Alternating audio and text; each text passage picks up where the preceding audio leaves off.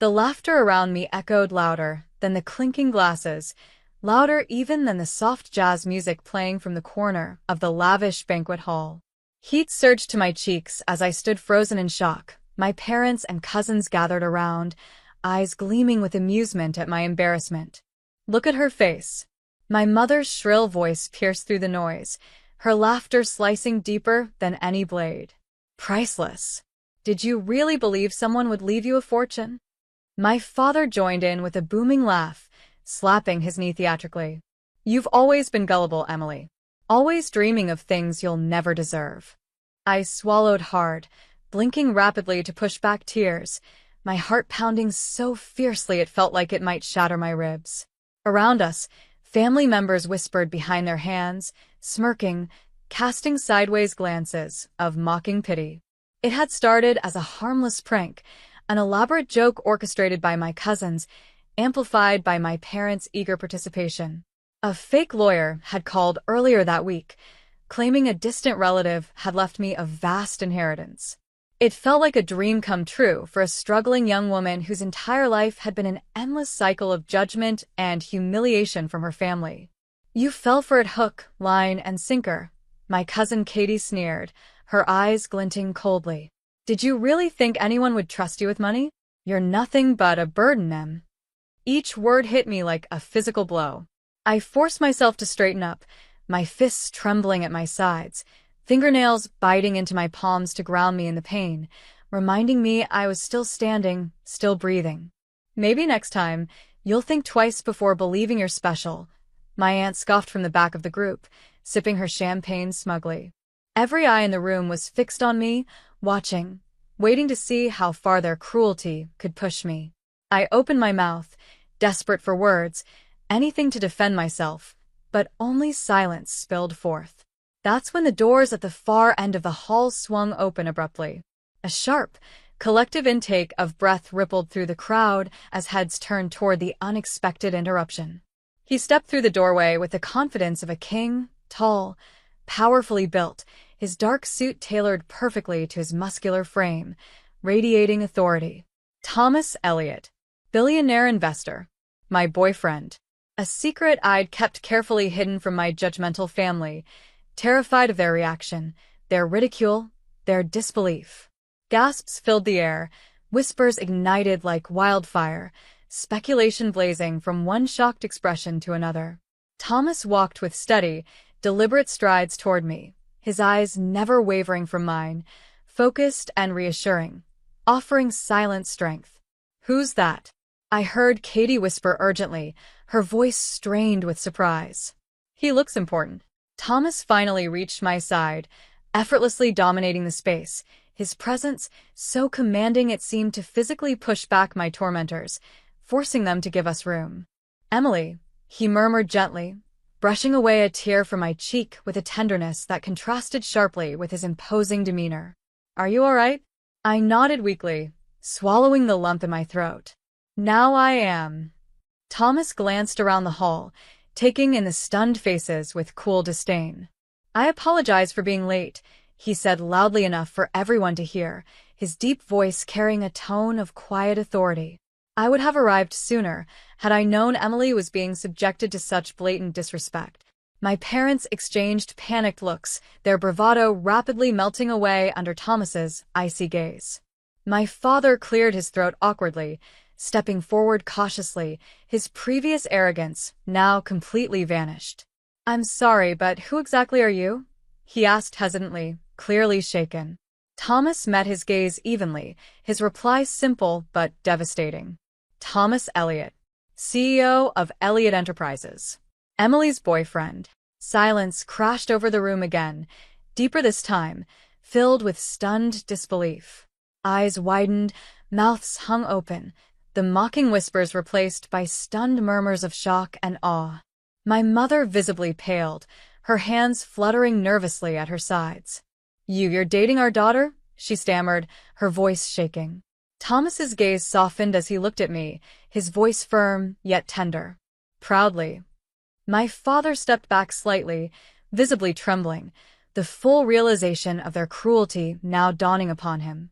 The room seemed to shrink around us, pressing in, every single person watching in stunned fascination as the power dynamic rapidly shifted. We had no idea, my aunt stammered weakly, eyes darting around nervously, searching for support and finding none. Emily never told us. Thomas raised a hand sharply, silencing her instantly. Emily has nothing to explain. Not to you, not to anyone. She deserves respect, kindness, and love. Things clearly missing from this family gathering. He paused, eyes narrowing slightly, voice dropping dangerously low. And I suggest everyone present reflect carefully on how you choose to treat the people around you. I felt warmth flood my chest at his fierce protection, gratitude swelling so powerfully I thought my heart might burst. Thomas gently took my hand in his, squeezing reassuringly. "Shall we leave?" he asked softly, his voice filled with quiet understanding. I nodded gratefully, my voice barely above a whisper. "Yes, please." As we turned to exit, the hall exploded with sudden movement, family members scrambling forward, panicked apologies and pleas spilling forth in desperation, realizing they just humiliated someone loved deeply by one of the wealthiest, most influential men in the country. "Emily, wait, please," my mother cried out, her voice breaking. "We didn't mean." I glanced back briefly, meeting her tear-filled eyes with a mixture of sadness and resolve. "Yes, Mom. You did." Hand in hand, Thomas and I stepped outside into the crisp night air, leaving behind the stunned silence and frantic apologies. I drew in a deep, cleansing breath, feeling a weight lift off my shoulders for the first time in years.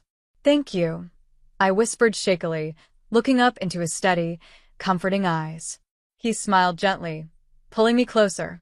"You deserve to be treated better, Emily. You deserve the world." And in that moment, standing beneath the endless sky, I finally believed him. But neither of us could have imagined what was waiting for us just around the corner, because what happened next would shock not just my family, but the entire city. As Thomas guided me toward his sleek black limousine, parked elegantly at the curb, I felt the rush of relief washing over me. The bitter humiliation of moments earlier faded slightly, replaced by the warmth of Thomas's hand, reassuring and strong around mine. Yet, 1,000 unanswered questions still raced through my mind. "I'm so sorry you had to endure that," Thomas said softly as the chauffeur opened the car door. His deep voice carried genuine remorse, eyes clouded with concern. "You deserved better, Emily." Settling onto the plush leather seat, I sighed deeply, trying to steady my trembling hands. "Maybe they were right," I whispered bitterly. "Maybe I really am just a burden." "No," Thomas interrupted firmly, his voice gentle yet unwavering. "Never let their cruelty define who you are. You've always been more valuable than they could ever comprehend." His sincerity pierced through the layers of insecurity I'd built up over years of criticism, gently dissolving my self-doubt. I looked into his eyes, finding comfort there, but my heart still struggled to shake off the ache of humiliation. "Thomas," I began hesitantly, "why did you reveal yourself like that? Why now?" He sighed softly, holding my hand tighter. "Because I couldn't stand to see the woman I love being hurt and belittled. You don't need to hide our relationship anymore, Emily. You've already proven your loyalty by protecting my privacy. Now it's my turn to protect you." The limousine glided smoothly through the brightly lit streets, buildings and streetlights blurring past us, illuminating his face in intermittent glows. Thomas exuded confidence and stability, a stark contrast to the chaos we'd just escaped. Yet, a nagging sense of worry still twisted my stomach. "Thomas, my family won't just let this go. They're probably already scheming ways to win your favor." He chuckled gently, shaking his head. "They can try, but they'll soon learn respect isn't bought, it's earned." The car slowed to a graceful stop in front of Thomas's penthouse, a gleaming tower rising majestically against the night sky. A soft gasp escaped me each time I visited, still overwhelmed by the sheer elegance of his world. Inside, the tranquility of his luxurious home brought a calming peace, soothing away the residual tension from earlier. I moved to the wide, panoramic windows overlooking the glowing city below. Lost in thought. "Emily," Thomas called softly behind me, stepping closer. "There's something important I need to share with you." My pulse quickened instantly, heart skipping nervously at his solemn tone. Turning slowly, I faced him, worry flickering in my eyes. "What is it?"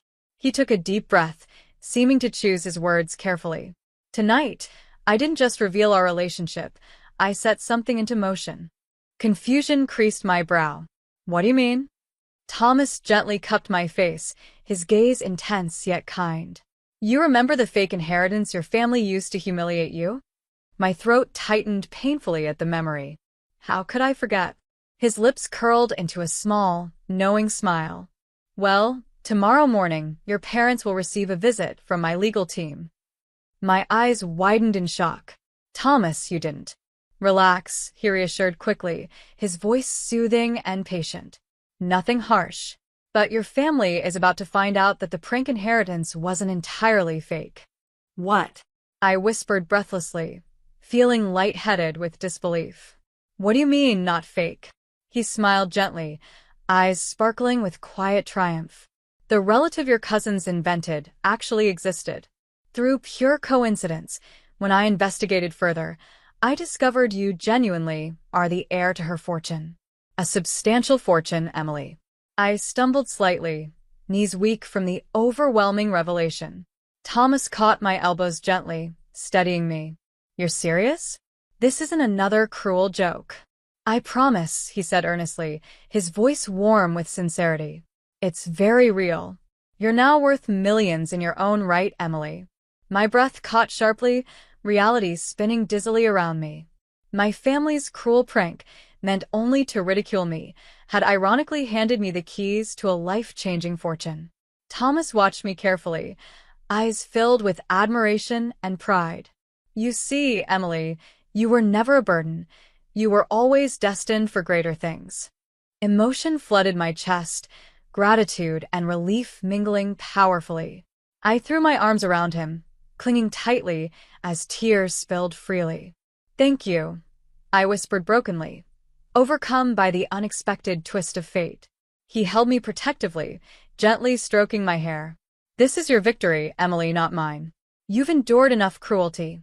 Now, you get to show them all exactly who you really are." And standing there, wrapped in Thomas's unwavering support, I finally began to believe that maybe, just maybe, I was truly worthy of happiness after all. The next morning dawned brightly, the golden sunlight pouring into Thomas's penthouse, waking me gently from the best sleep I'd had in years. Yet despite the peace around me, my stomach twisted anxiously at the thought of what was about to unfold. Sitting at the breakfast table, sipping nervously at my coffee, I kept glancing at my phone. It wasn't long before it buzzed urgently, lighting up repeatedly with calls from my parents and cousins. Thomas raised an eyebrow, noticing my discomfort. "Are you ready for this?" Taking a deep breath, I nodded firmly. "I think so." Finally, gathering my courage, I answered my father's call. "Emily." His voice trembled with panic. "Lawyers just showed up, something about an inheritance." It wasn't a joke." "Apparently not," I replied calmly, holding steady despite my racing heart. "Turns out your prank uncovered something real." I heard my mother's shaky voice in the background, desperate and pleading. "Emily, sweetheart, we're so sorry. We didn't realize." "I know," I interrupted softly, refusing bitterness or anger to tame my voice. "But maybe this will help you see me differently." My father spoke again, quieter, humbled. "Emily, can we please talk this over?" I hesitated briefly, glancing at Thomas, who nodded encouragingly. "All right," I finally said. "But only if you promise to respect me from now on." "Yes," he answered quickly, voice filled with genuine regret.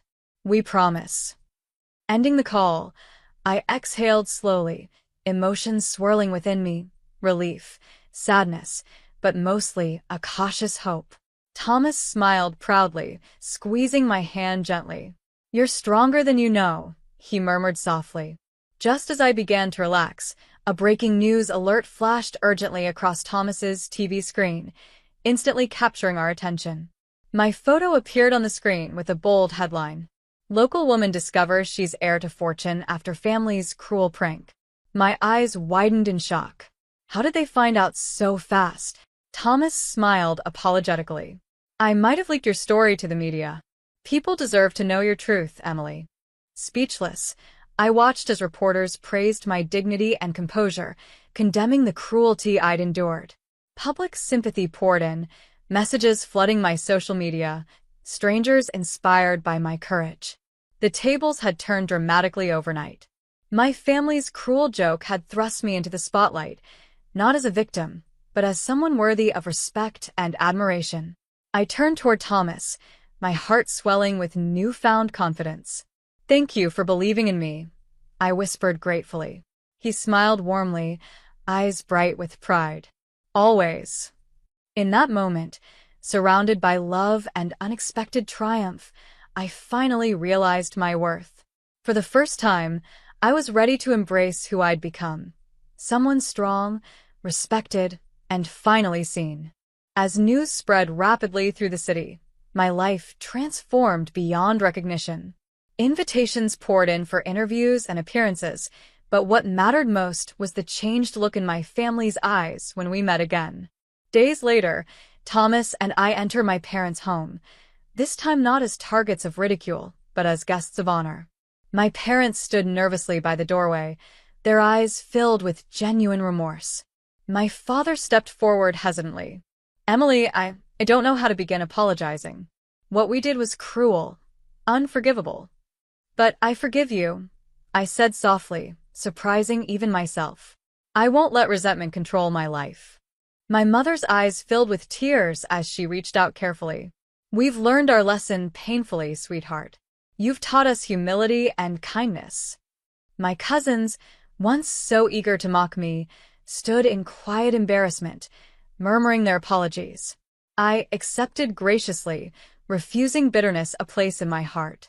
The painful wounds of humiliation slowly healed, replaced by empathy and strength. Beside me, Thomas watched proudly, offering silent encouragement. His presence wasn't about revenge. It was a gentle reminder of dignity and respect. Throughout dinner, conversations gradually warmed, tensions fading. Genuine laughter replaced cruel mocking. Sincere respect filled the room. My family, humbled by their mistakes, now looked at me through eyes that truly saw my worth. Later, standing on the balcony, Thomas wrapped his arms gently around me. You're remarkable, Emily. Forgiving them took incredible strength. I smiled softly, leaning into him. Holding on to anger would have kept me trapped. Forgiveness set me free. In that moment, beneath the peaceful night sky, I understood the power of redemption, kindness, and true strength, lessons I'd never forget. Months later, standing elegantly dressed beneath a beautiful canopy of white roses, I felt a peaceful joy I'd never imagined possible. Thomas stood proudly beside me, his smile gentle, eyes shining with unconditional love. As we exchanged vows, my family sat silently, their faces reflecting pride, love, and sincere respect. Gone were their mocking smirks, replaced by genuine happiness. Our journey had taught us all about humility, forgiveness, and compassion. At the reception, my father stood nervously, gently tapping his glass. The hall quieted instantly. I need to say something, he began softly. Emily, we failed you deeply. We were wrong. Yet, instead of punishing us, you taught us kindness and grace. You truly deserve every happiness. Tears blurred my vision as applause filled the hall, warm and heartfelt. Thomas gently squeezed my hand, offering quiet strength. As we danced together later, Thomas leaned close, whispering tenderly, You've changed everyone's lives, Emily, including mine. I smiled up at him, heart bursting with gratitude. No, Thomas, we changed each other's. Together, we had transformed pain into healing, humiliation into dignity. That night, as the city lights sparkled around us, we stepped confidently into a future built not on bitterness, but compassion, strength, and lasting love. The rain lashed against Emily's windshield as her car sputtered along the empty country road. The heater barely worked, and the frigid air seeped in through cracks in the doors. It wasn't unusual for Emily to be out this late. Working double shifts at the diner to keep the farm running was just her life now. Her father was too sick to work the land, and the fields that once fed their family were as empty as their bank account. But tonight was different. Something felt off. As she rounded a bend near the old mill, her headlights caught a small figure darting into the road. Emily slammed on the brakes, her car screeching to a halt inches away from the boy, who froze like a deer caught in the light. He was no older than 13, his face streaked with dirt and tears. His clothes were ripped, and he clutched his side as if in pain. Before Emily could react, 3 men emerged from the shadows, their faces twisted with malice. One of them held a knife, the blade gleaming under the faint moonlight. "Get away from him!" Emily shouted, her voice cracking with a mix of fear and anger. The boy's wide, terrified eyes met hers, and without thinking, she flung open the passenger door. "Get in!" she yelled. The boy hesitated for a split second, but the men were closing in fast. He dove into the car just as one of the bandits lunged forward. Emily hit the gas, her tires spinning on the wet road before the car shot forward. The men weren't giving up that easily. In her rearview mirror, Emily saw them scramble into a battered truck and start chasing them. "What's going on?" she asked, her voice trembling as she weaved through the narrow road. "Why are they after you?" The boy was shaking, his small frame huddled against the seat. I don't know. They just started chasing me. I think they wanted to rob me, but I didn't have anything. They said they'd teach me a lesson."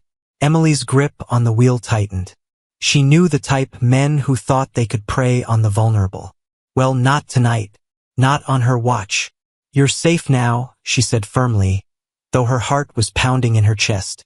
The truck's headlights grew brighter as it gained on them. Emily cursed under her breath and took a sharp turn onto a dirt path she knew well. The car jolted violently, but she held her course. The truck followed, its engine roaring like a beast in the dark. "You're bleeding!" Emily exclaimed as she noticed the dark stain spreading on the boy's shirt. "It's nothing," he murmured, his voice weak. "Just, please don't let them catch us." Emily swallowed hard, her mind racing. She couldn't drive forever, and her old car wasn't built for this kind of chase. Just as the truck loomed dangerously close, she spotted a row of abandoned grain silos up ahead. An idea sparked in her mind. "Hold on," she said, swerving off the path and into the tall grass. She killed the headlights and rolled to a silent stop behind one of the silos. The truck roared past them, its headlights disappearing into the darkness. Emily waited, her breath hitching, until the night was quiet again. The boy slumped back in his seat, his small chest rising and falling rapidly. "Thank you," he whispered. Before Emily could respond, another set of headlights appeared, but this time it wasn't the bandits. A sleek black car pulled up, and out stepped a man who looked like he didn't belong anywhere near these parts. His tailored suit and polished shoes were as out of place as a diamond in the dirt. "Oliver," the man called out, his voice laced with panic and relief. The boy's head shot up. "James!" James rushed to the car and opened the passenger door, pulling Oliver into his arms. His expression was a mix of fury and anguish as he inspected the boy's injuries. Then his sharp, piercing gaze turned to Emily. "You saved my brother," he said, his tone measured but intense. "What's your name?" "Emily," she said, unsure what to make of the man whose presence seemed to fill the entire space. "You risked your life for him," James said, his voice softening. "I don't know how I'll ever repay you." Emily shrugged, exhaustion catching up to her. "He's just a kid. I couldn't let them hurt him." James studied her, his eyes narrowing slightly as if he were trying to figure her out. Then he smiled, a rare, genuine smile that made him look almost human. "You've done more than you realize, Emily. And I promise you, this isn't the last time we'll meet." Emily had no idea what that meant, but as James helped Oliver into the back seat of his sleek car, she couldn't shake the feeling that her quiet, struggling life was about to change forever. The black car's taillights faded into the distance, leaving Emily alone in the dark with her thoughts. Rain drizzled lightly now, soft against the quiet of the empty fields, but her mind raced. Who was this man, James, and why did he seem so powerful? He wasn't just any older brother. His polished demeanor, expensive car, and commanding presence screamed wealth and influence. Emily sighed, shaking off her curiosity. She still had to get home, patch up her leaky roof, and prepare for another grueling day of work. The life she lived didn't have room for mysteries, let alone wealthy strangers. She turned the ignition, and her old car sputtered to life, groaning as if it too was tired of the weight she carried. The next morning, the usual chaos of her life resumed. Emily worked the fields alone, pulling weeds and trying to salvage what little the soil could still offer. Her father's coughing fits came in bursts from the house, each one twisting her gut. The doctor's bills were piling up, the land taxes were overdue, and the bank had already sent their final notice. It was just another day in the life of someone who had been dealt a losing hand. She didn't expect a sleek black car to pull up the dirt driveway just before noon. Emily wiped the sweat from her brow with her sleeve, her heart sinking as James stepped out of the car, looking as immaculate as the night before. This time, however, he wasn't alone. A tall man in a crisp suit accompanied him, holding a leather briefcase. The scene was surreal. Two polished city men standing in front of her crumbling farmhouse. "I thought we'd never meet again," Emily said warily, walking up to them with her arms crossed. James smiled faintly. "I said we'd meet again, Emily. I keep my promises." "What's this about?" she asked, glancing suspiciously at the man with the briefcase. James's smile faded as his tone turned serious. "It's about Oliver. My brother hasn't stopped talking about how you saved him. He told me everything. How you risked your life to help him without even knowing who he was." "I told you it was nothing," Emily said, brushing off the praise. "He's just a kid. Anyone with a heart would have done the same." "Not anyone," James countered, his sharp eyes studying her. "You put yourself in danger for a stranger. That kind of courage is rare." Emily shifted uncomfortably under his gaze. "What do you want, James?" The man with the briefcase stepped forward, opening it to reveal a stack of documents. "Mr. Whitmore," he began, addressing James, "has instructed me to settle all your debts." Emily blinked, stunned. "Settle my debts?" James nodded. "Your mortgage, the medical bills, the land taxes, everything.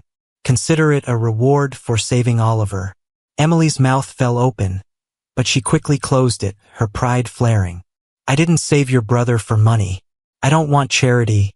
"It's not charity," James replied firmly. "It's gratitude. I have the means to help you, and you need the help. Refusing it out of pride won't change that." The words stung because they were true. Emily's father needed medicine. The farm needed repairs. And no matter how many double shifts she worked, she couldn't outrun the mounting debts. Still, the idea of accepting help from someone she barely knew felt foreign and uncomfortable. "I'll think about it," she said finally, her voice hesitant. James gave her a small nod. "Take your time. But Emily, this isn't just about you. Your father deserves a better life, and you shouldn't have to carry all of this alone." With that, he turned and got back into the car, leaving her standing in the driveway with a storm of emotions swirling inside her.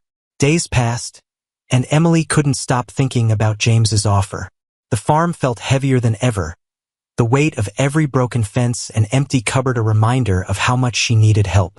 Her father's condition worsened, his coughing fits lasting longer, and she found herself replaying James's words in her mind. Finally, she made her decision. She called the number James had left her, half expecting him not to answer. But he picked up on the first ring. "I'll accept your help," she said, her voice steady despite the lump in her throat. "Good," James replied. "I'll handle everything. And Emily, this is just the beginning." True to his word, James settled every debt. Within days, the bank stopped calling, her father received top-notch medical care, and the farm began its slow transformation back into something livable. Emily found herself overwhelmed, not just by the relief of her burdens lifting, but by the growing presence of James in her life. He visited often, sometimes with Oliver, who was still recovering but cheerful and eager to help around the farm. James himself seemed drawn to the place, spending hours walking the land and asking Emily questions about her life. First, she thought it was pity, but as time went on, she realized it was something deeper. James wasn't just helping her. He was invested in her strength, her resilience, and the spark in her that had saved his brother. The lines between gratitude and affection blurred, and Emily found herself facing a new kind of challenge. She had spent her life fighting to survive, but now she had to decide if she was ready to let someone else in, to trust that James's intentions were real, and that maybe, just maybe, she was deserving of more than the hard, lonely life she'd always known. Emily's farm began to thrive again, though she couldn't quite believe it. Her father, now healthier with the medicine James had provided, often joked that their farm had been touched by a miracle. Emily, however, knew the real miracle wasn't the money. It was James. The once intimidating man had become a regular presence in her life. He wasn't just a benefactor. He was someone who genuinely cared. He asked about her dreams, her struggles, and even her happiest childhood memories. And as much as Emily tried to keep her guard up, she couldn't deny that she was drawn to him. One evening, as the sun dipped below the horizon, painting the sky with hues of orange and pink, James showed up unexpectedly. He was dressed casually this time, his sleeves rolled up and his usual polished demeanor replaced by something softer. "I thought I'd stop by," he said, holding up a basket of fresh produce he'd picked from the market. "Figured you could use a night off from cooking." Emily raised an eyebrow but couldn't suppress a smile. "I didn't think billionaires knew their way around a farmer's market. Let's just say I'm full of surprises," James replied with a grin. They spent the evening in the kitchen, laughing and chatting as they prepared a meal together. It was simple, roasted vegetables and freshly baked bread, but to Emily, it felt like the most luxurious dinner she'd ever had. As they sat down to eat, James grew uncharacteristically quiet. He looked at Emily, his expression unreadable, and then set his fork down. "I've been thinking about something," he began, his voice steady but tinged with vulnerability. Emily tilted her head, unsure of where he was going. "What's on your mind?" "When I first came here, it was to repay a debt. You saved my brother, and I felt obligated to help you. But now," he paused, running a hand through his hair. "Now it's not about obligation. It's about you." Emily's heart skipped a beat. "Emily, you're the strongest, most selfless person I've ever met," he continued. "You've been through so much, and yet you still find ways to help others. You're incredible, and I care about you more than I thought possible." Her breath caught in her throat. She had spent so long building walls around her heart, convinced that no one would ever look at her as more than a struggling farmer's daughter. But here was James, a man who could have anything in the world, choosing to be with her. "I don't know what to say," she admitted, her voice barely above a whisper. "Say you'll let me be part of your life," James said, his tone sincere. "Not just as someone who helps fix things, but as someone who stands by your side." Tears welled up in Emily's eyes, and for once, she didn't fight them. She nodded, a small smile breaking through her emotions. "Okay," she said, her voice trembling. "But don't expect me to go easy on you. This life isn't exactly glamorous." James chuckled, reaching across the table to take her hand. "I wouldn't want it any other way." Months later, the farm had become a symbol of transformation, not just for the land but for Emily herself. With James by her side and Oliver often visiting to help out, it felt like she finally had the family and support she had always dreamed of. One day, James surprised her with a gathering. The farmhouse was filled with laughter and warmth as neighbors, friends, and even some of James's colleagues joined to celebrate the farm's revival. Standing under the old oak tree that had been on the farm for generations, James turned to Emily and took her hands. "You've given so much to everyone else," he said, his voice steady and full of emotion. "It's time someone gave back to you." Before she could respond, he dropped to one knee, pulling out a small velvet box. Emily gasped, her hand flying to her mouth as James opened the box to reveal a simple yet stunning diamond ring. Emily, he said, his voice breaking slightly. Will you marry me? Tears streamed down her face as she nodded, her heart too full for words. The crowd erupted into cheers, and for the first time in her life, Emily felt like the universe had finally given her a break. She wasn't just the farmer's daughter anymore. She was someone who had fought, endured, and ultimately found the happiness she deserved. And as she looked into James's eyes, she knew this was only the beginning of the life she had always dreamed of. A life filled with love, hope, and the promise of a brighter tomorrow. The icy wind clawed at Emily's face as she rushed down the dimly lit street, her thin coat barely enough to shield her from the cold. Her breath came in sharp bursts, visible in the freezing air, as she clutched the worn strap of her bag. She wasn't running from danger but from despair, a growing void of unpaid bills and empty cupboards. The sight of a frail figure huddled against a lamppost brought her steps to a halt. The man was barely a shadow against the snow-dusted sidewalk, his head bowed and hands trembling as he tried to shield himself from the relentless wind. Emily's first instinct was to keep walking. Her problems were big enough without taking on someone else's. But something about him made her stop. She glanced at the crumpled $20 bill in her pocket, the last of her money meant to stretch through the week. Her heart hammered as she wrestled with the decision. Finally, she approached him. "Hey, you okay?" she asked softly, kneeling to meet his gaze. The man looked up, his eyes red-rimmed but piercing. "Just cold. But I'll manage," he mumbled, though the quiver in his voice said otherwise. Without giving herself time to reconsider, Emily pressed the $20 into his hand. "Get something warm to eat," she said, her voice firmer than she felt. The man stared at the money, his mouth opening as if to protest, but no words came out.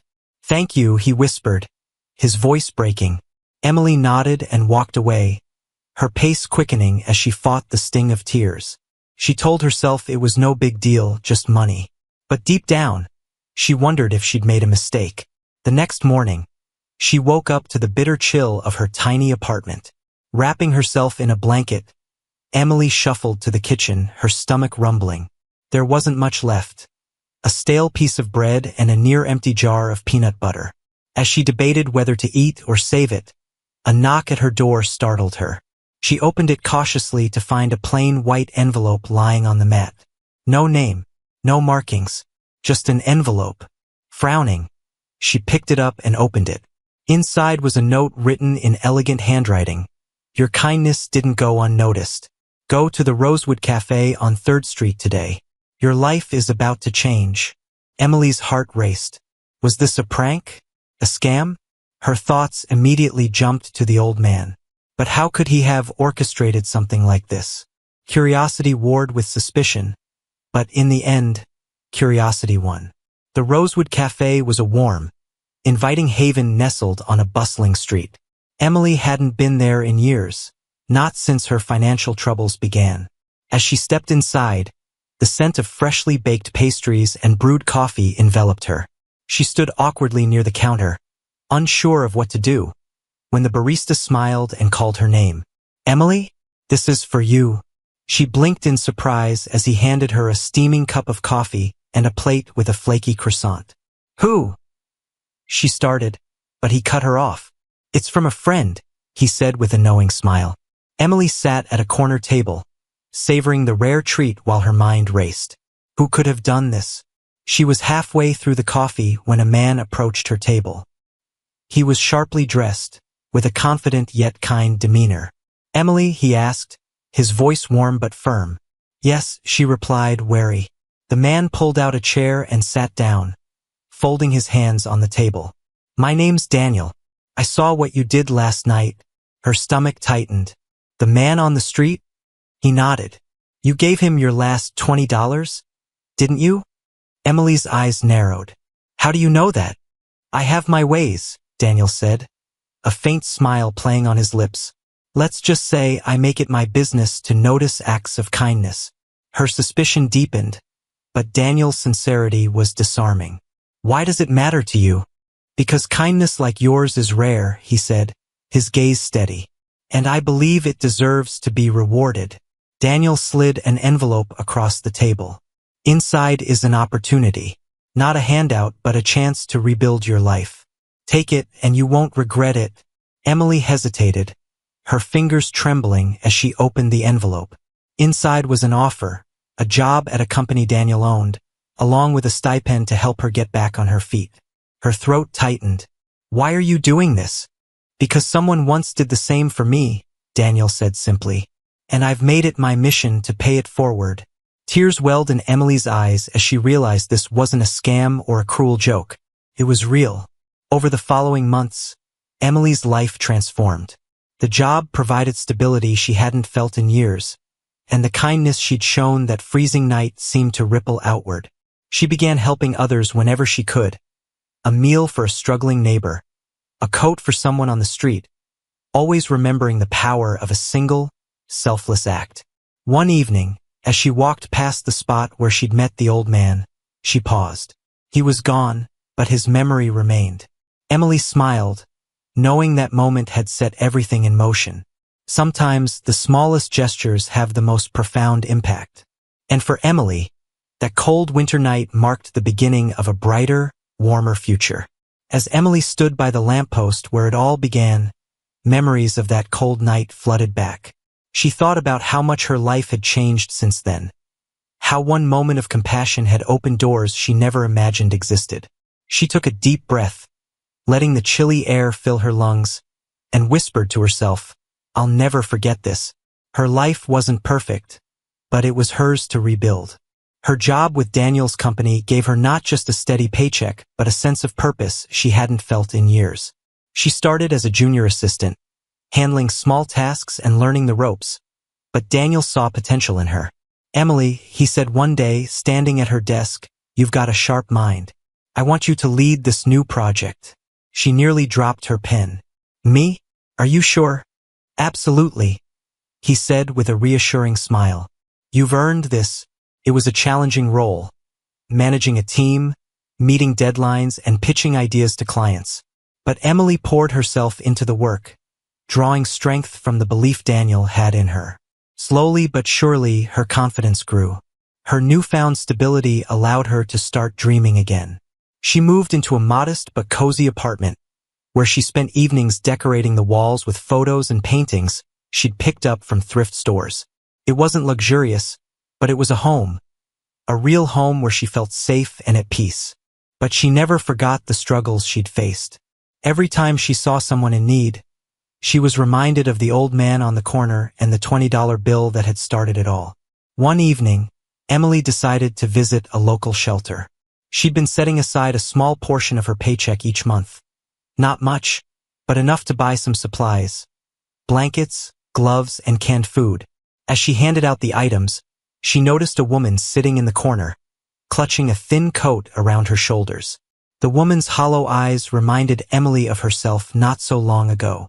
She walked over, crouched down, and offered her a blanket and a warm smile. Thank you, the woman whispered, tears brimming in her eyes. Emily stayed for hours that night, talking to people, listening to their stories, and sharing her own. I've been where you are, she told them. And I know it's hard, but things can change. When she left the shelter, she felt something she hadn't in a long time, peace. Giving back wasn't just an obligation. It was a privilege, a way to honor the kindness she'd received. Months later, Emily received an unexpected phone call from Daniel. Emily, I need your help with something important, he said, his tone more serious than usual. What's going on? There's a young man I want you to meet. His name is Liam. He's talented but going through a rough time, and I think you're the perfect person to guide him. Emily hesitated. Me? Why me? Because you understand what it's like to struggle and come out stronger. Liam needs that kind of mentorship. Trusting Daniel's instincts, Emily agreed. When she met Liam, she saw a reflection of her former self. A young man weighed down by failure and doubt. Over coffee, he shared his story of lost opportunities and shattered dreams. You're not alone, Emily told him, and you're not defined by your mistakes. Let's figure out how to move forward. She helped Liam revamp his resume, coached him through job interviews, and introduced him to people in her network. Slowly but surely, Liam began to regain his confidence. One day, he called her with excitement bubbling in his voice. "Emily, I got the job. I can't thank you enough." Her chest swelled with pride. "You did this, Liam. I just helped you see what you were capable of." As the years passed, Emily's impact grew. She started a small nonprofit focused on helping people transition out of homelessness and into stable jobs and housing. The organization was a labor of love, and every success story reminded her of her journey. At the launch of her nonprofit's first major event, Daniel stood by her side, watching as she gave a heartfelt speech. "I want to thank everyone who believed in me," she said, her voice steady but filled with emotion. "This organization exists because someone took a chance on me when I had nothing. And now, it's my turn to pay it forward." The applause was deafening, but what meant the most to Emily was the gratitude shining in the eyes of those she'd helped. Years later, on another biting winter night, Emily found herself walking down the same street where it all began. The lamppost was still there, its light casting a warm glow on the sidewalk. She stopped for a moment, reflecting on how far she'd come. Her phone buzzed in her pocket. A message from Liam, now a manager at a tech company, thanking her for believing in him. Emily smiled, her heart full. She had no idea where the old man she'd helped that night had gone, but she liked to believe he was safe and warm somewhere. "Thank you," she whispered into the cold night, not knowing if the words would reach him. As she walked away, she felt a renewed sense of purpose. Life had given her a second chance, and she would spend every day making sure others got theirs too. The following days unfolded like a cascade of new opportunities and quiet moments of reflection. Emily found herself revisiting memories, marveling at the chain of events that had brought her here. It all started with a simple act of kindness, and now her life was rich with purpose and connections she never imagined possible. One day, while sorting through paperwork at her nonprofit's modest office, Emily's assistant, Mia, poked her head in. "There's someone here to see you," she said, a curious look on her face. "Who is it?" Emily asked, glancing at the clock. She wasn't expecting any meetings today. He didn't say, just asked if you'd spare a moment. Curiosity piqued. Emily nodded. "Send him in." A moment later, a familiar face walked through the door. It was the old man from that winter night so many years ago, though he looked healthier now, his posture more upright and his clothes clean and neatly pressed. "Hello, Emily," he said, his voice steady but warm. Her heart skipped a beat. "It's you," she whispered, standing up from her desk. He smiled. "It's been a while, hasn't it?" She hesitated, trying to find the words. "I never thought I'd see you again. Are you okay? How have you been?" The man nodded, his expression serene. "Better, thanks to you." Emily gestured for him to sit. "You have no idea how much I've thought about that night. It changed everything for me." "And for me," he replied. "That $20 didn't just buy me a meal. It reminded me that people care, even when it feels like the world has turned its back on you." Emily listened intently as the man shared his story. His name was Arthur, and he'd been living on the streets after losing his wife and his home. That night, her act of kindness had sparked something in him, a determination to find his way back. He'd sought help at a shelter the next day, where he was connected to resources that eventually turned his life around. "But what brings you here now?" Emily asked, her voice soft. "I heard about what you've been doing," Arthur said. "Your nonprofit, the people you've helped. It's incredible. I wanted to thank you in person and offer my help." "Your help?" Arthur nodded. "I know what it's like to be at rock bottom. If there's anything I can do, talk to people, share my story, lend a hand. I want to be part of this." Emily felt a lump rise in her throat. "You have no idea how much that means to me, Arthur." "Thank you." Over the following months, Arthur became a vital part of the nonprofit. His story resonated deeply with those they aimed to help, inspiring others to take the first steps toward rebuilding their lives. One day, as Emily and Arthur wrapped up a community outreach event, he turned to her with a thoughtful expression. "You know, it's funny how life works," he said. "What do you mean?" "If you hadn't stopped that night, we wouldn't be standing here. And who knows how many lives would still be in the dark because of it." Emily smiled, a wave of gratitude washing over her. I guess kindness has a way of rippling out, doesn't it? Arthur nodded. It does. And you've created a tidal wave. Years passed, and Emily's nonprofit grew beyond her wildest dreams. What began as a small effort in her local community expanded into a network of shelters, job training programs, and affordable housing initiatives. Emily became a sought-after speaker, sharing her story at conferences and events, always emphasizing the power of small acts of kindness. But despite her growing influence, she never lost touch with the personal connections that mattered most. She continued to visit shelters, sit with those in need, and listen to their stories. One evening, after a particularly long day, Emily returned to her apartment and found a package waiting for her at the door. Inside was a beautifully crafted plaque with a simple inscription, "For the one who turned kindness into a legacy." Emily held it close, tears brimming in her eyes. She didn't know who had sent it, but it didn't matter. The message was clear. What she had started on that cold winter night had grown into something far greater than herself. As she placed the plaque on her bookshelf, she glanced out the window at the bustling city below. Somewhere out there, another act of kindness was unfolding, sparking a new journey for someone in need. And she knew, without a doubt, that the cycle would continue. Stranded on a dark road, a woman's chance encounter with a stranger leads to an unexpected gift, a mysterious device dropped by a drone. But the moment they touch it, they're thrown into a deadly game with no way out. Jason's eyes darted nervously between the clock on the dashboard and the empty road stretching out before him. The silence in the car was almost suffocating.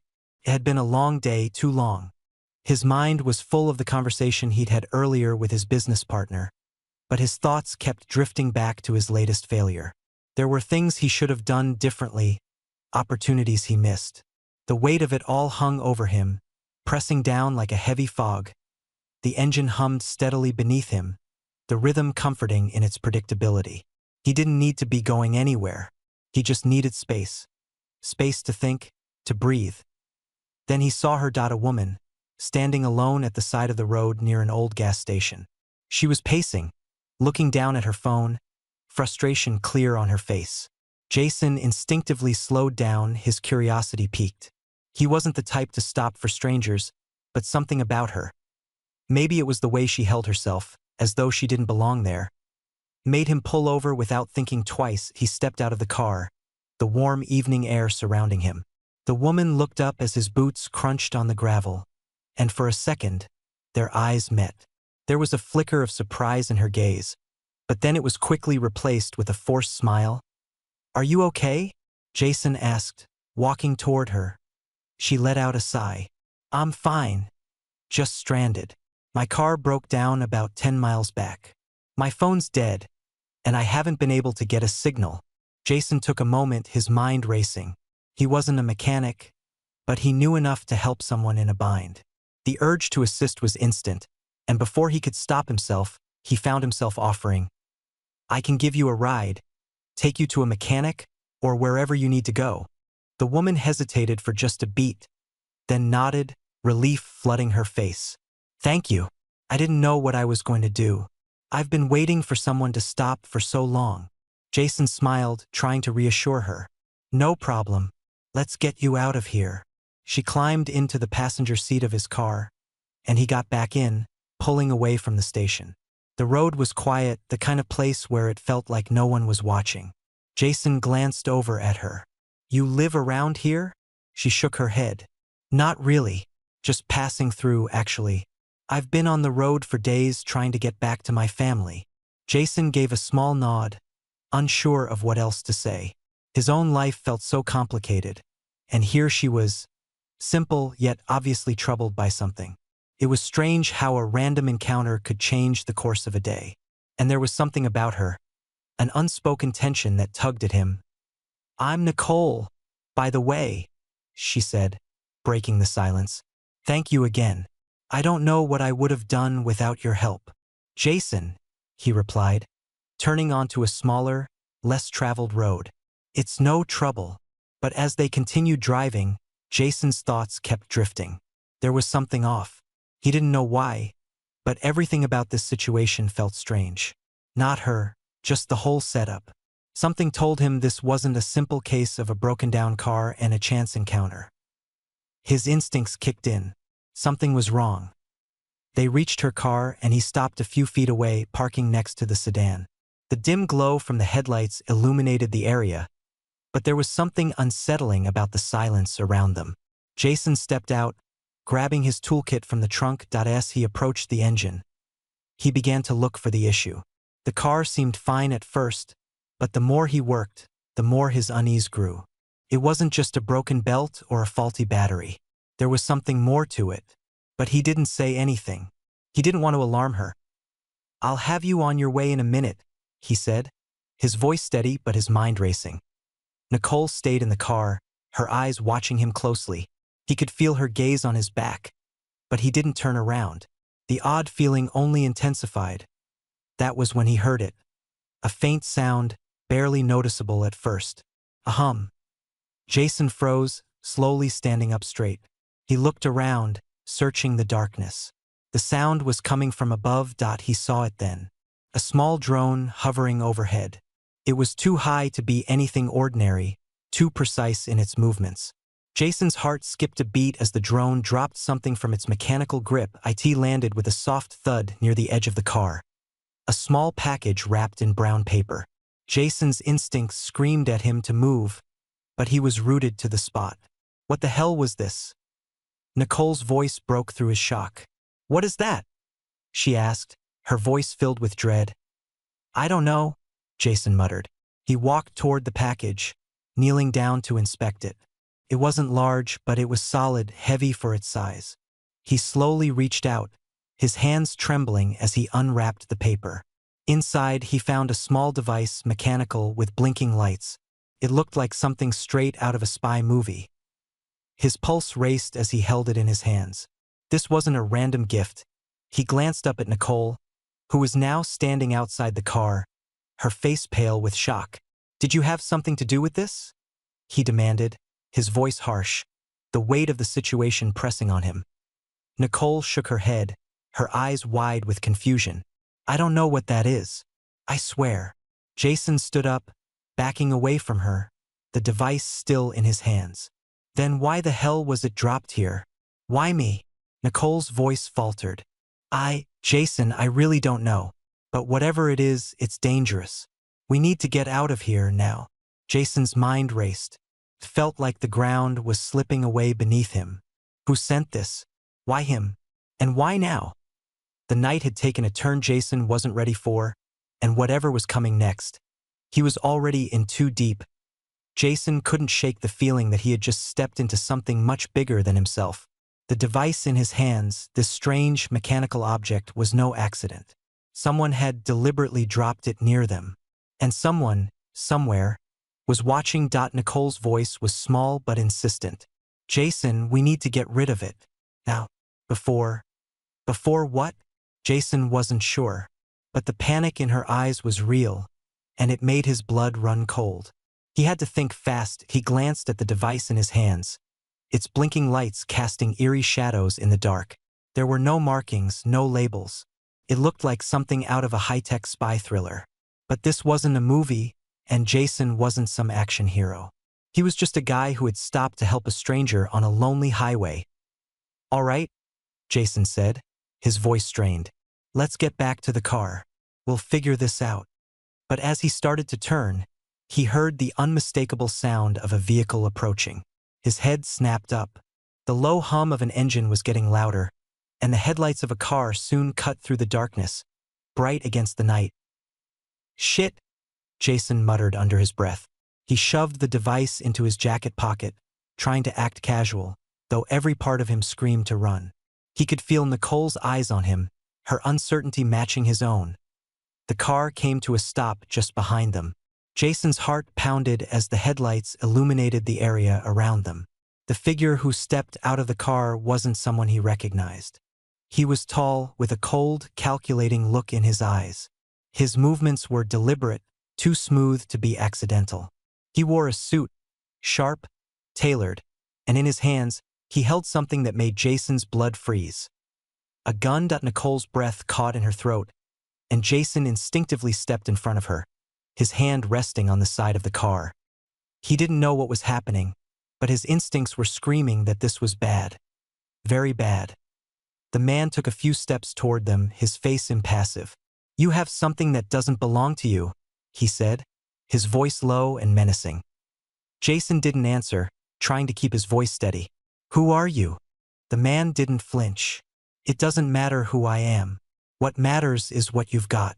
And I suggest you hand it over before things get ugly." Nicole's eyes flicked nervously between Jason and the man. "Jason," she whispered, "we need to leave. This is bigger than us." Jason's mind raced. He wasn't a hero. He didn't know how to fight this. He was just trying to survive. And now, whatever game was being played, he had unknowingly walked right into the middle of it. The man with the gun took another step forward. "I'll ask you once more. Give me the device and I'll let you both walk away. If not, well, things won't go so smoothly." Jason's grip tightened on the side of the car, his heart thudding in his chest. He had no choice. There was no way he was handing over whatever the hell this was. He had to think, and fast. He took a deep breath and turned to Nicole. "Get in the car," he muttered under his breath. Nicole looked at him with wide eyes, hesitating for only a second before nodding. Without a word, she slid into the car, locking the door behind her. Jason followed suit, slamming the door shut just as the man took another step forward. Jason's mind was racing. He started the engine, his foot pressing down on the gas pedal. The car shot forward, tires screeching against the gravel. He didn't care where they were going, just that they had to get away. Behind them, the sound of the man's voice echoed in the distance. "You can't outrun this," he called, but Jason didn't slow down. The road ahead was dark, and Jason's headlights cut through the blackness. The adrenaline coursed through his veins as he gripped the wheel tighter. His thoughts were a blur, but one thing was clear. Whoever those men were, they weren't going to stop. "Where are we going?" Nicole asked, her voice barely above a whisper. Jason's gaze flicked over to her. "I don't know," he admitted, "but we need to get off the road. They'll be looking for us." For the next few minutes, they drove in silence, the tension between them almost suffocating.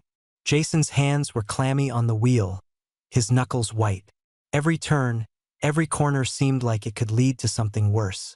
He had no plan, no backup, just two people trying to outrun whatever was coming for them. Finally, after what felt like an eternity, Jason spotted a small, run-down motel up ahead. He pulled into the parking lot, his heart racing as he cut the engine. "We need to stay low," he said urgently, glancing around the parking lot. "Stay in the car. I'll check in and get a room." Nicole nodded silently, her face pale, her eyes still wide with fear. Jason didn't blame her. He felt the same way. Jason got out of the car, his legs shaky as he walked into the motel lobby. The man behind the counter barely looked up as Jason approached. "Got a room for the night?"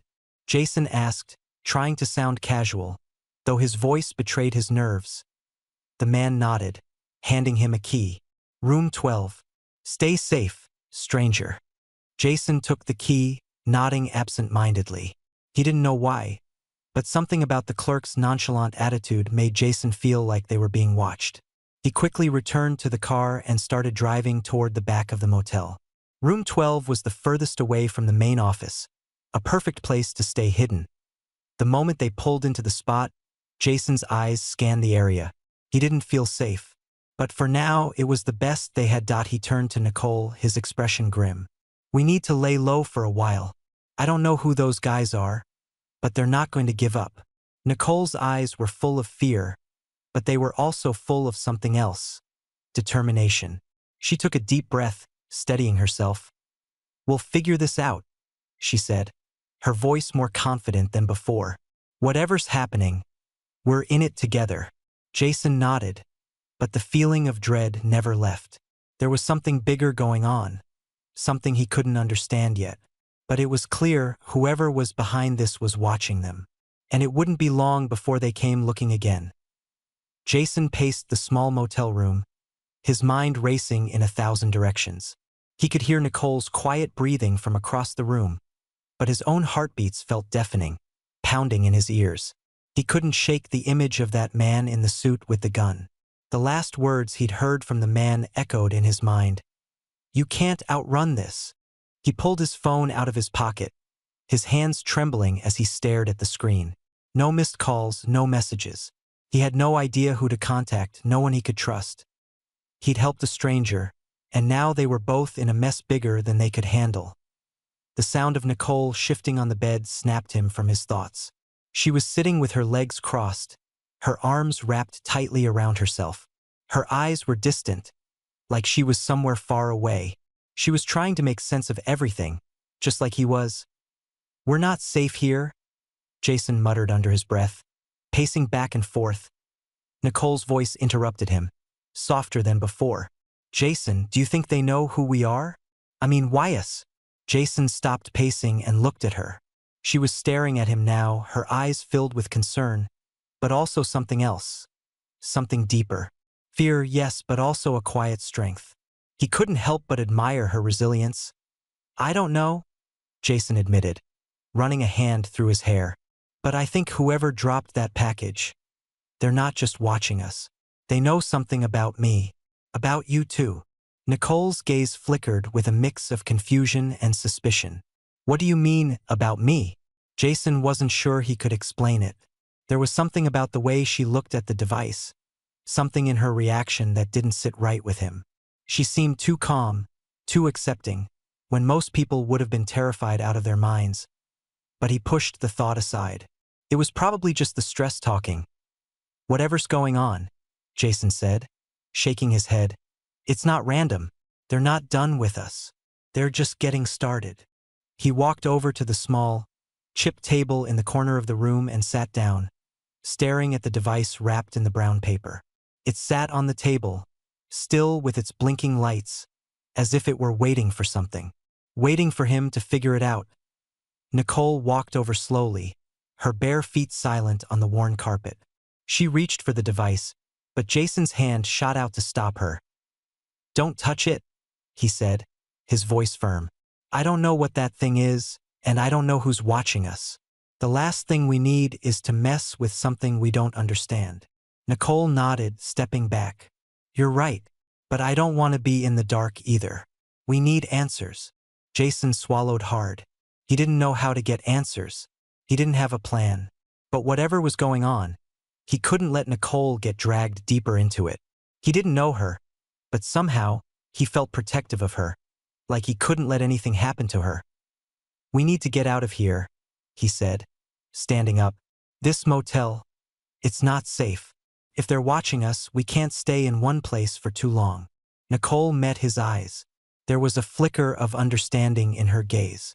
"Where are we going?" Jason didn't have an answer. All he knew was they had to move, and fast up by the time the sun began to rise, casting its weak light over the small motel parking lot. Jason and Nicole had packed up what little they had. Jason's mind was still working on overdrive, every thought running into the next. They couldn't trust anyone. They couldn't trust the authorities, and they certainly couldn't trust the people who were after them. Jason's car was the only one in the parking lot. He checked the rearview mirror, then the side mirrors. No sign of any black SUVs, no sign of the men who had chased them earlier. But Jason knew better than to let his guard down. "Let's go," Jason said, his voice low but urgent. Nicole nodded and got into the passenger seat. Jason started the engine, and without saying a word, he pulled out of the parking lot, his eyes scanning the streets for any sign of danger. "Where are we going?" Nicole asked after a few minutes of silence. Jason didn't have a concrete plan. He only knew that they had to get as far away from the motel as possible. They couldn't stay on the highway, they needed to blend in. The city, the bright lights, the hustle and bustle, would be their best shot at disappearing. "I think we need to head into the city," Jason said, his eyes fixed on the road ahead. "Lay low, find somewhere safe. We can figure out what this is and why we're involved." Nicole didn't argue, though Jason could tell she was still processing everything. The events of the past few hours had happened too quickly, too intensely, for anyone to be ready. She had been calm, perhaps too calm, but Jason understood. She didn't want to seem weak. They were both in this together now. As they made their way toward the city, Jason's thoughts drifted back to the device in his jacket pocket. Every time he thought about it, his stomach churned. The blinking lights on that thing, the strange hum it emitted, it wasn't just some random gadget. It was a tool for something much larger than either of them. Suddenly, Jason's phone buzzed, breaking through the silence. His heart skipped as he glanced down at the screen. It was a text. No number, just a message. We know you have it. Don't try to run. Jason's grip tightened around the steering wheel. His worst fear had just been confirmed. They were being hunted. They weren't free. Nicole turned toward him, noticing his stiff posture. What is it? Jason's breath caught in his throat. They know. They know we have the device. Nicole's face went pale, and Jason could feel her pulse quicken. There was a brief moment of silence before she spoke again, her voice barely above a whisper. We need to get rid of it. Whatever this is, we can't keep it. Jason didn't disagree, but he knew there was no simple way out of this now. The people after them were too powerful, too organized. And now, with that message, there was no going back. Jason's mind raced as he navigated through the city's winding streets. The towering buildings loomed above them, but Jason wasn't looking at the cityscape. He was looking for an exit, looking for a way to disappear. They needed answers. They needed to understand why they were involved in whatever this was. The only thing Jason knew for sure was that whoever was behind this, they weren't going to let them go without a fight. He had no choice but to keep moving, and just when Jason thought they were getting a handle on things, when the fog in his mind began to lift for a brief moment, he heard it, a soft thud, followed by the sound of a drone buzzing overhead. The chase had begun again. The hum of the drone above them was unmistakable, sending a wave of panic through Jason's chest. His grip tightened on the steering wheel as he sped through the city streets, weaving between traffic with reckless urgency. The drone wasn't a coincidence. It wasn't just another random device. Someone was tracking them, watching their every move. Nicole's voice trembled from the passenger seat. Jason, they're here. We can't outrun this. Jason's eyes darted to the rearview mirror, catching a glimpse of the drone as it hovered, unmoving. It was too precise, too intentional. He had never been more aware of how out of control his life had become. He had to think fast. Stay down, he ordered, his voice sharp. He swerved to the right, taking an unexpected turn down a narrow alleyway. The drone followed. The adrenaline surged through his veins as he pushed the pedal harder, making the tires screech against the pavement. Nicole's fear was palpable. She gripped the door handle, but there was no escape. They were trapped, and the city's labyrinth of streets didn't seem to offer any real refuge. Jason's mind raced. He couldn't lead them straight into a dead end. He needed a place to hide, somewhere they could regroup and figure out their next move. A flash of recognition hit him. An old storage unit complex just up ahead. He had used it for some small-time business dealings years ago. He knew the place wasn't in use anymore. It might be their best chance. He slammed on the brakes just as they approached the entrance. The drone hovered over them, still keeping its distance, as if waiting for Jason's next move. We're going in there, Jason said firmly, turning the wheel and making a sharp left into the complex. The rusted gates loomed ahead. With one final push, Jason sped through the opening and parked behind a large storage unit. Jason killed the engine, his heart pounding. Nicole didn't speak. She didn't need to. She could feel it too, the weight of the moment, the tension that had been building since that damn drone appeared. The silence in the car was suffocating, as if the world outside had gone on pause while they waited for whatever would come next. Jason turned to Nicole, his voice quiet but urgent. We can't stay here for long. I don't know what that thing is or why they want it, but we're gonna have to make a decision. Nicole nodded, her eyes meeting his. She had been quiet ever since the chase began, but Jason could see that the fear she felt had shifted into something else. Resolve. She was ready for whatever came next. I'm with you, she said softly, but we need answers. We need to know what we're dealing with before we make any more moves. Jason took a deep breath. I agree. Let's think this through. They want this device. But why? Nicole hesitated for a moment before speaking. Maybe it's not just about the device. Maybe it's about who has it. Jason stared at her, the pieces clicking together in his mind. You're right, he muttered. It's not the device. It's us. They're after us. Nicole's voice grew more determined. Then we don't just give it to them. We fight. We figure out what they want and we take control of this. Jason could feel her words resonate within him. For the first time in hours, he felt something more than fear. He felt a spark of hope. The idea that they didn't have to be victims in this game. Maybe they could turn the tables. A sudden noise snapped him back to reality. It was faint at first, footsteps soft and deliberate. Jason's pulse spiked, and he instinctively grabbed the device from his pocket. He glanced at Nicole, whose eyes widened in realization. The footsteps were getting closer. We need to move. Now, Jason said. Nicole didn't hesitate. They both slipped out of the car, making their way around the back of the storage units, staying low. Jason's mind raced as he led Nicole toward a small, unmarked door in the back of one of the units. I know a place in here, Jason said, his voice steady despite the fear building inside him. It's secure. If we're lucky, they won't find us. They pushed open the door, slipping inside into the darkness.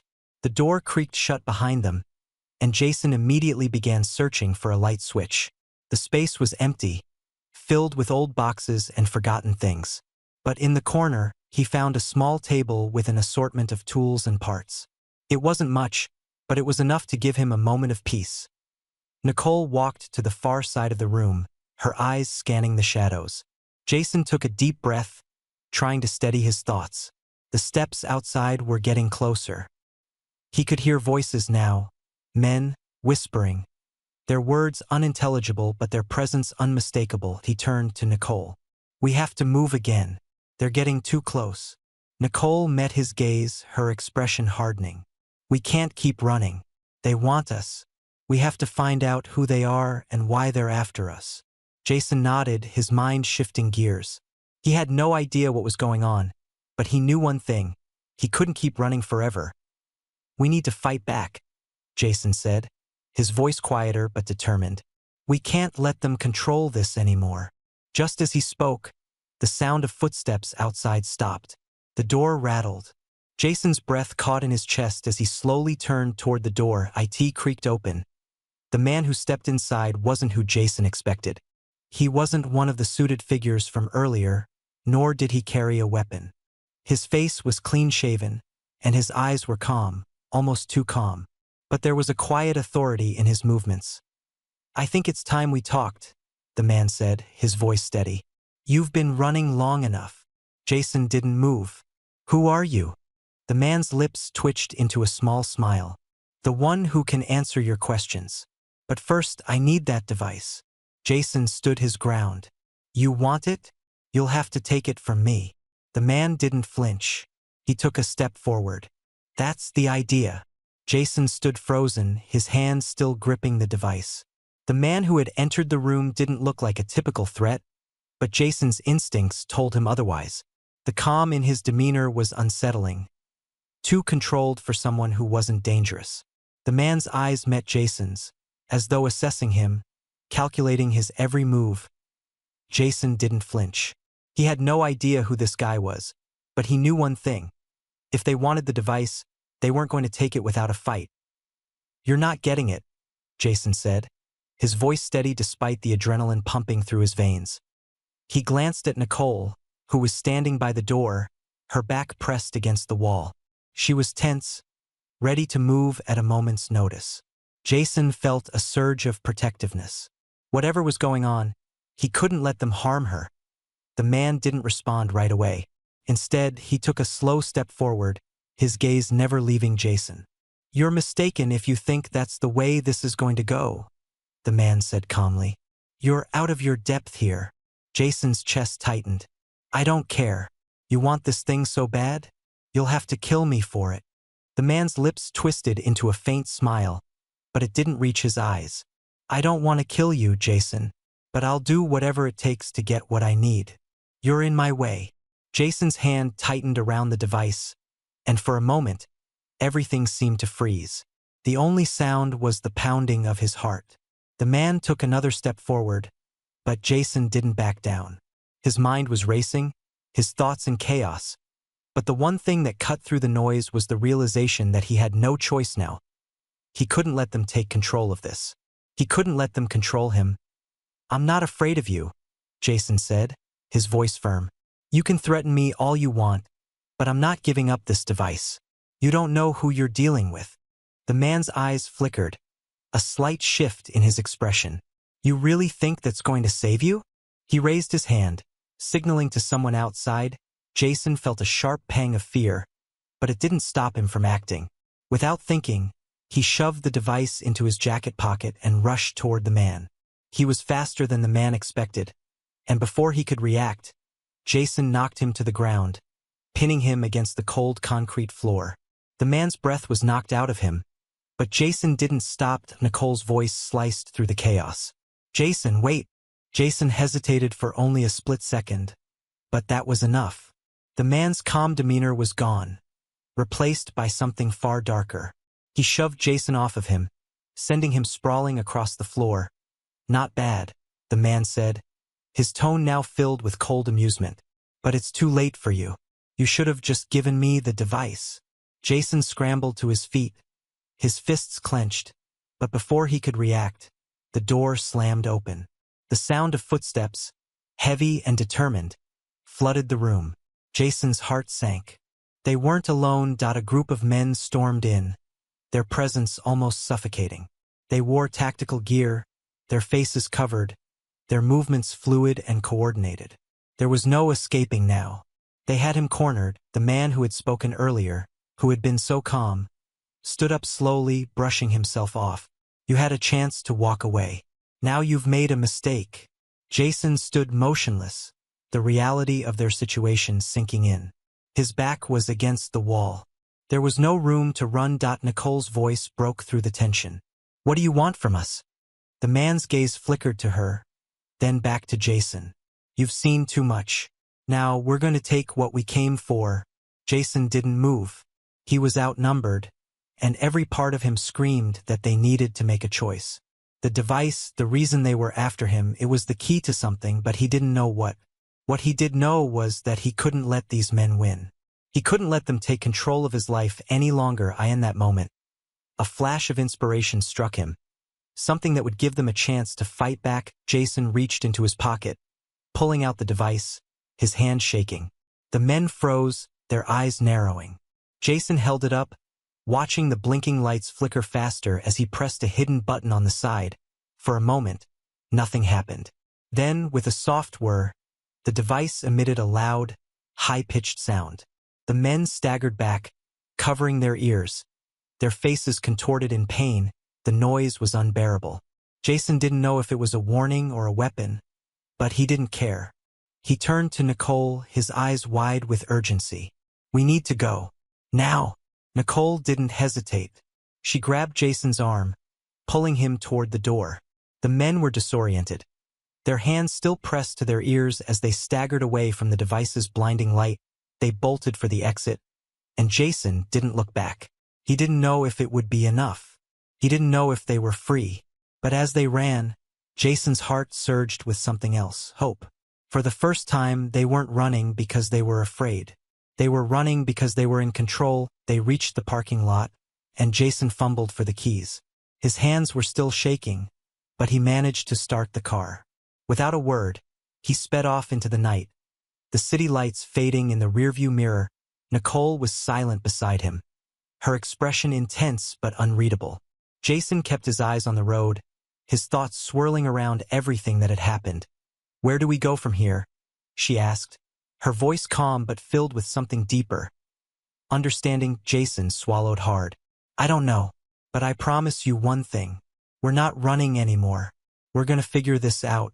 And as they disappeared into the night, Jason felt the weight of everything shift. They weren't just surviving anymore. They were fighting back. The game had changed.